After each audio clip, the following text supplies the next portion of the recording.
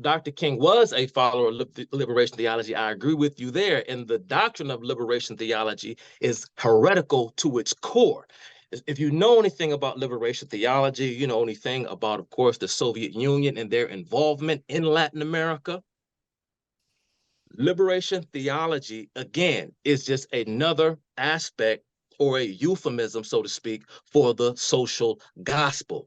Yes, he was a liberation theologian, or he subscribed to liberation theology in the same spirit as, say, someone like a James Cone.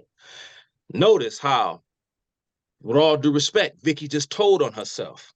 Because if you understand and know liberation theology, all you have to do is read the writings of James Cone and how James Cone blends the two. That is Christianity and Marxism. Just read James Cone's own words and how he appraises and how he assesses the situation. Of course, he subscribes to liberation theology, which is not a Christian doctrine. It is a Marxist doctrine dressed up in Christianity. Okay. Randy, I want to give you a chance to chime in, man. What's your thoughts about everything so far that you've heard? So we keep using words like socialism and communism.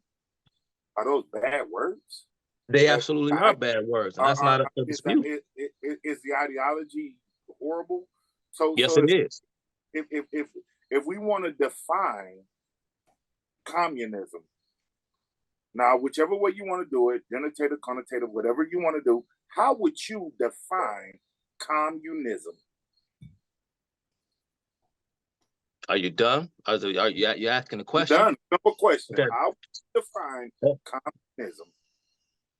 It is, it's strange that in 2023, and I mean, we still have, totalitarian police states like North Korea and Cuba, for example, and in places like China where there is no political freedom whatsoever, and we're still having to ask this question.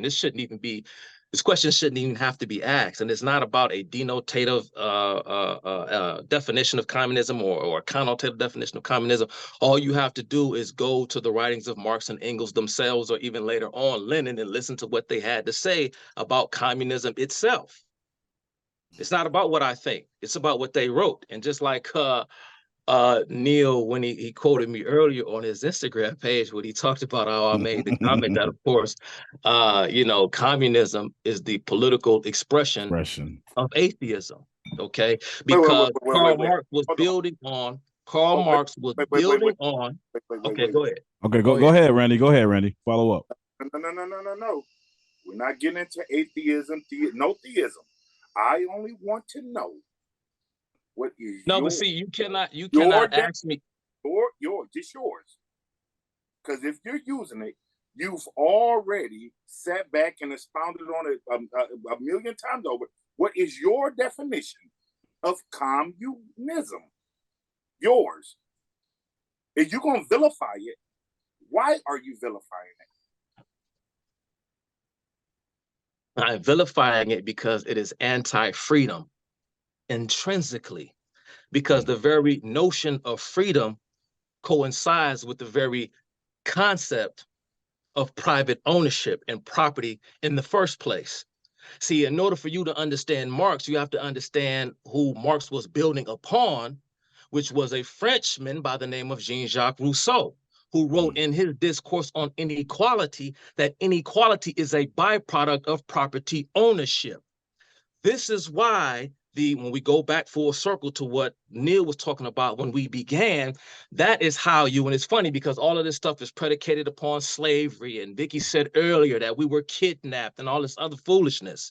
No, what those who adhere to King's point of view are seeking to do is re-enslave mankind, not just blacks, but whites and all of us, right?